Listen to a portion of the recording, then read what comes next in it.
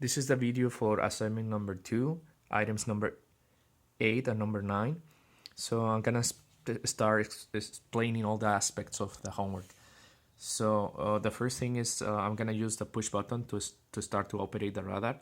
You can see that here I'm actually operating it, and you can see that it's starting to show in the display all the points that the ultrasound is detecting, right? So another aspect of this is to actually push the button here. I'm gonna push it, and then you can see that the operation is interrupt, and actually everything, all the OLED, all the compass, the ultrasound, the motor, everything is interrupted because I'm detaching all the tickers, and then I'm gonna when I push the button again, I'm gonna attach them again. So you can see here, I click it, and everything is gonna start operate normal as well, right?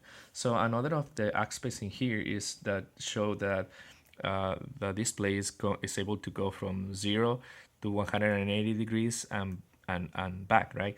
And it's gonna plot all the different objects that is able to detect.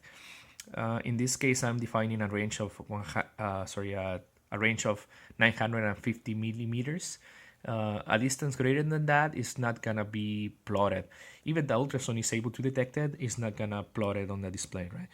And also you can see that in the display here, you can see that all the points are being plotted. But in this case, you can see that at 0 degrees and 180 degrees, they are being clear. You can clearly see that in there, right? So another aspect to explaining here is that how I'm assigning the task and the priority. So I define different tickers for the motor, the radar, in this case the motor, the ultrasound, the compass, and the display, right? So to the display and also to the motor, I'm giving high priority. The highest priority is the motor, then next is the display, and the last priority in this case is the compass and the ultrasound. I'm giving them lower priority, and in the tickers. And also I'm defining 3 different circular buffers. So the first buffer is assigned to the motor, the second buffer is assigned to the display, and the third buffer that I'm using, I'm assigning it to the ultrasound and to the compass, which are obviously lower priority for me in this case.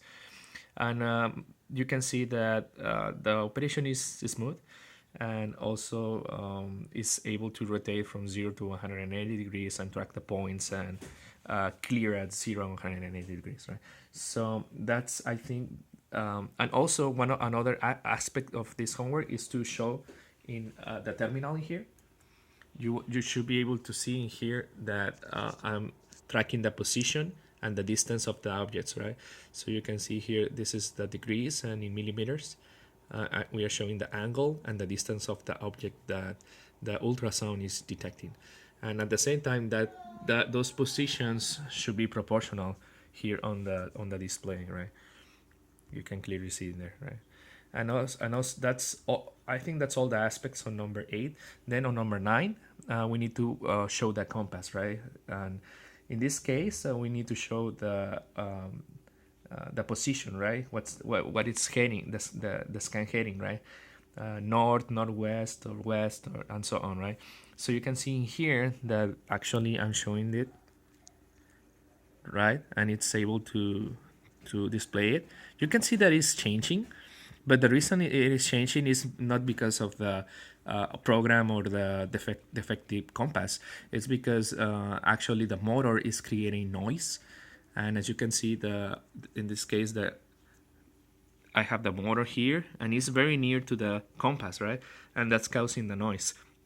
I already tried by detaching the motor from the compass, and that is actually helping to make this scan heading correct in here, right? I'm not gonna show it right now, but I already did, okay?